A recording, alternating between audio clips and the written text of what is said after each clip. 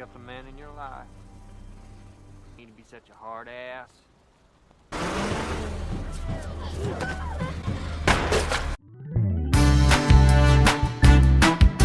Hai teman-teman, bagaimana kabarnya? Semoga dalam keadaan sehat dan dimudahkan dalam setiap aktivitasnya. Di kesempatan kali ini kita akan menceritakan alur film bergenre survival drama yang berjudul The Road tahun 2009. Sebenarnya film ini gak horor-horor banget, tapi memang ada beberapa scene yang terasa mencekam. Film ini bercerita keadaan dunia setelah diterpa suatu bencana besar, di mana hanya segelintir manusia yang masih hidup dan sangat kelaparan. Mereka harus berebut makanan dan terus mencari tempat perlindungan yang aman demi bertahan hidup. Bagaimanakah kengerian film ini? Langsung saja, sebelum masuk ke ceritanya, jangan skip video ini. Pastikan kalian sudah subscribe channel ini agar kalian tidak ketinggalan alur film menarik lainnya.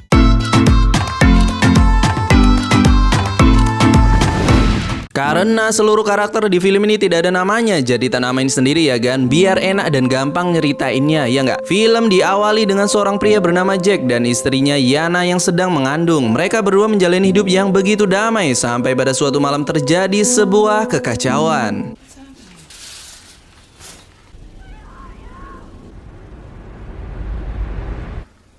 Ternyata itu hanyalah mimpi masa lalu Jack, dan terlihat di masa sekarang bumi yang sudah hancur dan hanya segelintir manusia yang masih hidup. Sekarang Jack sedang beristirahat bersama anaknya yang sudah besar, yaitu Daniel, di dalam sebuah gua yang sangat gelap, dan inilah kisahnya.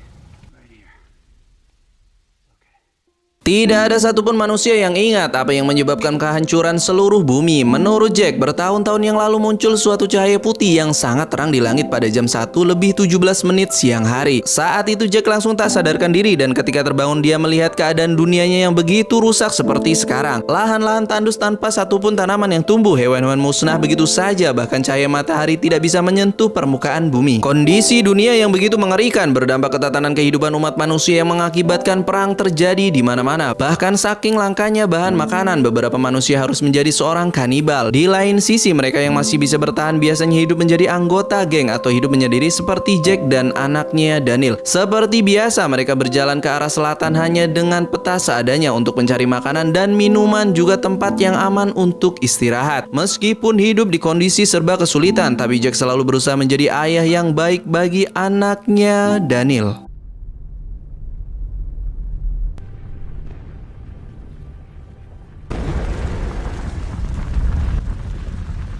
Baru aja tidur, mereka berdua terbangun karena terjadi kebakaran di dekat sana. Mau nggak mau, Jack dan Daniel pun harus pindah ke tempat lainnya saat itu juga. Karena masih belum menemukan makanan dan mereka melihat 3 orang yang tewas gantung diri karena tidak kuat menjalani hidup. Jack pun memberitahu tutorial bunuh diri ke anaknya dengan 2 peluru yang tersisa di pistolnya. Kalau suatu saat nanti mereka harus terpaksa melakukan hal tersebut. Lalu scene pun flashback ketika Yana harus melahirkan Daniel dengan rasa sakit yang luar biasa saat kekacauan di dunia belum lama terjadi.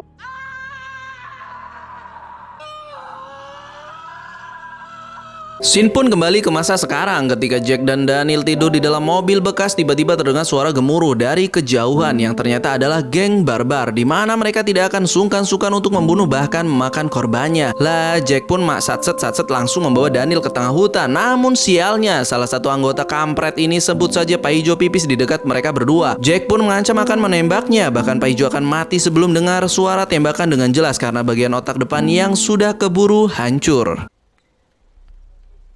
Shoot that thing.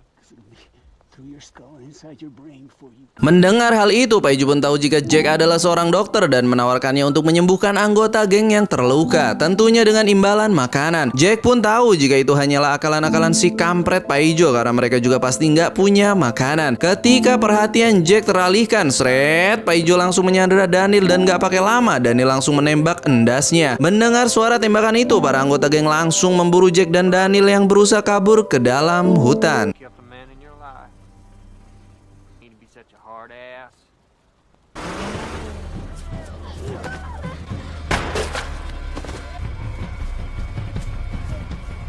Syukurnya mereka berdua berhasil lolos dan Jack terus menenangkan anaknya yang masih shock dengan kejadian barusan. Setelah geng barbar pergi dari sana, Jack pun kembali ke mobil bekas untuk mengambil barang-barang mereka dan terlihat sisa potongan tubuh Pak Ijo yang habis dikunyah oleh geng barbar tersebut. Daniel yang semakin merasa lapar dan belum juga mendapatkan bahan makanan mulai putus asa dan ingin bertemu dengan ibunya, yang mana artinya Daniel juga ingin mati bunuh diri. Perkataan anaknya membuat Jack kembali teringat dengan malam terakhirnya bersama Yana yang sangat putus asa dan ingin bunuh diri seperti keluarga-keluarga lainnya. Dia juga menyalahkan Jack yang terus mempertahankan keluarga mereka, padahal Yana tidak ingin tersiksa lebih lama lagi. Lalu Yana yang semakin gendeng pun berniat kabur dari rumah hanya memakai kaos oblong, padahal di luar gelap gulita dan sangat-sangat dingin. Meskipun Jack terus membujuknya, tapi Yana tetap akan pergi malam itu juga. Dia meminta Jack untuk selalu menjaga Daniel dan terus berjalan ke arah selatan karena cuaca dingin akan semakin ekstrim di area rumah mereka, sampai akhirnya Yana pun menghilang di tengah gelapnya malam, atau dengan kata lain pastinya Yana telah meninggal dunia di suatu tempat yang tidak jauh dari sana. Perjalanan ke selatan pun kembali dilanjutkan. Mereka menemukan sungai dengan air terjun yang jernih dan langsung mandi di sana. Setelah itu mereka mendatangi sebuah rumah tua dan terlihat banyak tumpukan sepatu di sana. Jack pun terus mencari makanan dan menemukan pintu basement yang terkunci. Setelah gembok dijebol dengan linggis, bukan makanan berlimpah yang mereka dapatkan di dalam sana, melainkan pemandangan yang sangat-sangat mengerikan, yaitu manusia-manusia yang disekap dan beberapa bagian tubuh yang sudah dipotong layaknya hewan ternak yang nantinya akan disantap oleh penghuni rumah tersebut.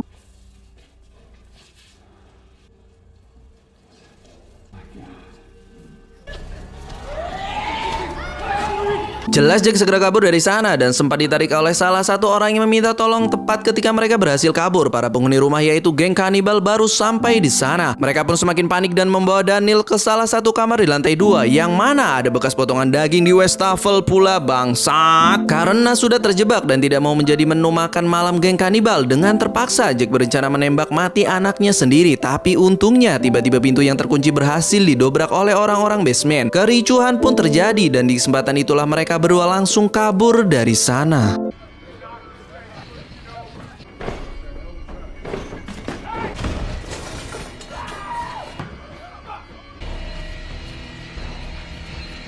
Mereka pun terus mengikuti saran dari Yana untuk tetap berjalan menuju ke selatan. Setelah berjalan cukup jauh seperti sebelumnya, Jack dan Daniel menemukan rumah kosong tak berpenghuni. Dalam hatinya Jack yang masih belum makan selama berhari-hari merasa harus segera mempersiapkan sesuatu untuk anaknya jikalau tiba-tiba tewas meninggalkan Daniel secara tidak sengaja. Di halaman rumah, Jack menemukan pintu bunker tersembunyi di bawah tanah dan alhamdulillahnya berisi bahan-bahan makanan yang sangat-sangat lengkap, mulai dari kornet sarden, indomie, ciki, minyak bimoli, pecel, bakwan, tempe, white.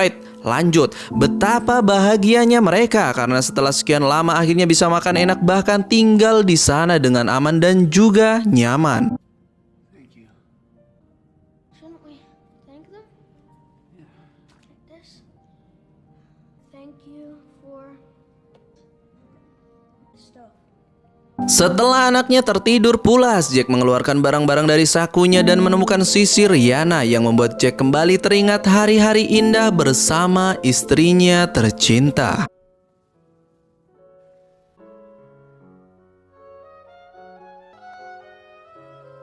Bukan hanya tinggal di dalam bunker, tapi mereka juga menggunakan ruangan-ruangan di dalam rumah, mulai dari mandi, masak-masakan, sampai cukur rambut juga di sana. Itu tulang-tulang punggung sama rusuknya sampai kelihatan loh, miris banget sih, sumpah. Lalu di suatu malam tiba-tiba terdengar suara gemuruh yang membuat Jack paranoid dan berniat pindah dari tempat itu karena merasa tidak aman. Jack pun membawa perlengkapan secukupnya dan mereka pun akhirnya pergi dari bunker di keesokan paginya. Belum jauh berjalan, mereka bertemu dengan pria tua bernama Tama yang kelaparan dan hampir buta. Karena kasihan dengannya, Daniel pun memberikan Tama makanan dan ngode-ngode ke ayahnya supaya menolong pria tua itu, yang akhirnya Tama pun diajak makan malam bersama karena tidak terlihat mencurigakan. Setelah Daniel terlelap, Jack dan Tama pun ngobrol ngalor ngidul tentang kehidupan sampai larut malam. Tama pun berterima kasih kepada Daniel karena sudah memberinya makanan. Setelah berpisah dengan Tama, mereka pun berdua pun kembali meneruskan perjalanan. Tapi di tengah jalan terlihat banyak tengkorak manusia ditumpuk dan ditusuk, juga bercak-bercak darah di salju. Tak lama kemudian muncullah seorang wanita dan anaknya yang dikejar-kejar oleh sekawanan manusia kanibal. Jelas Jack dan Daniel tidak bisa menolong dan langsung kabur dari sana.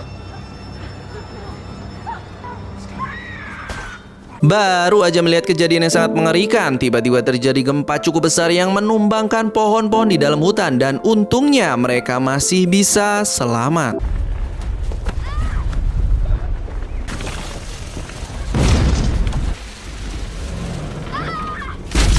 Malam itu mereka pun beristirahat di sebuah gereja kosong dan saat paginya terlihat Daniel yang kondisinya semakin melemah sampai batuk darah. Mereka pun terus melanjutkan perjalanan dan akhirnya tiba di pantai selatan. Daniel yang baru lahir setelah bencana kehancuran bumi pun bingung kenapa laut tidak berwarna biru seperti di peta dan apa yang ada di seberang lautan. Lalu mereka berdua pun menghabiskan malam di pinggir pantai dan terlihat Daniel yang muntah karena terkena demam cukup tinggi. Keesokan paginya, Jack mencari barang-barang ke kapal karam pantai dan ketika ayahnya pergi, tiba-tiba seorang pria misterius datang merampas seluruh barang bawaan mereka saat Daniel masih tertidur lelap. Tak lama kemudian, Jack pun datang membawa pistol suar dari kapal tersebut dan sangat terkejut melihat seluruh barang-barang yang hilang termasuk sepatunya. Jack pun langsung mengikuti jejak kaki pencuri dengan kakinya nyeker sambil terus membopong Daniel yang lagi demam. Untungnya mas-mas pencuri belum berjalan cukup jauh. Jack pun menodongkan pistol dan memaksanya mengembalikan semua barang-barang mereka, sekaligus pakaian yang pencuri itu pakai dari kepala hingga mata kaki. Melihat itu, Daniel pun merasa iba dan meminta ayahnya berbelas kasih pada pencuri itu. Tapi ayahnya yang emosi tidak menggubris perkataan anaknya sama sekali. Bahkan si pencuri yang sebenarnya sangat kelaparan akhirnya ditinggalkan begitu saja tanpa baju sehelai pun.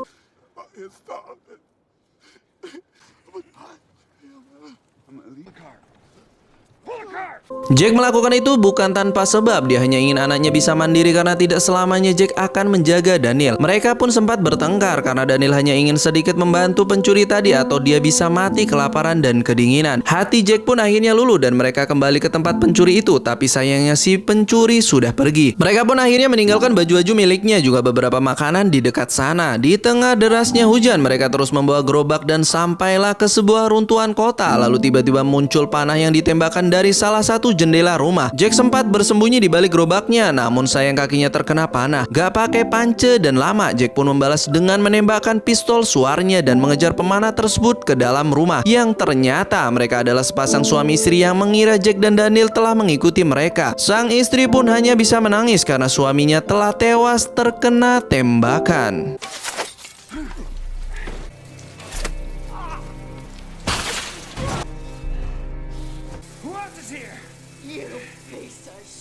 Meskipun panah berhasil dilepas dan lukanya sudah ditutup selotip, tapi luka yang terlalu dalam membuat Jack semakin melemah dan tidak kuat berjalan. Daniel pun akhirnya membantu ayahnya dan terus merawatnya selama berhari-hari. Di lain sisi, Jack sangat yakin jika waktunya di dunia tidak akan lama lagi. Lalu dia memberikan pistolnya kepada Daniel dan mengatakan untuk selalu berjalan ke selatan dan mencari orang-orang baik sampai akhirnya Jack meninggal dunia di pelukan anaknya.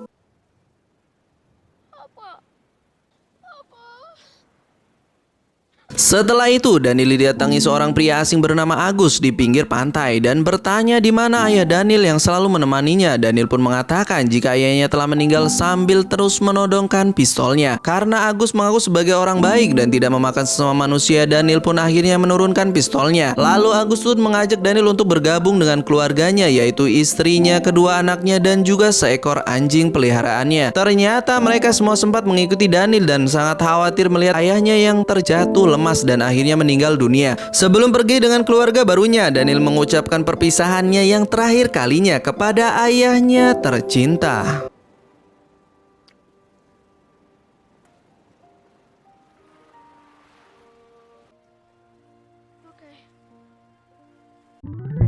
Film ini dibuat berdasarkan novel dengan judul yang sama dan mendapatkan respon yang positif dan penghargaan yang cukup banyak karena memang sinematografinya cakep-cakep, aktor-aktor utamanya totalitas banget. Bisa menjadi rekomendasi untuk ditonton secara lengkap di akhir pekan. Dan itulah alur film kali ini. Semoga terhibur. Sampai jumpa kembali. Zona Cinema pamit. Bye-bye.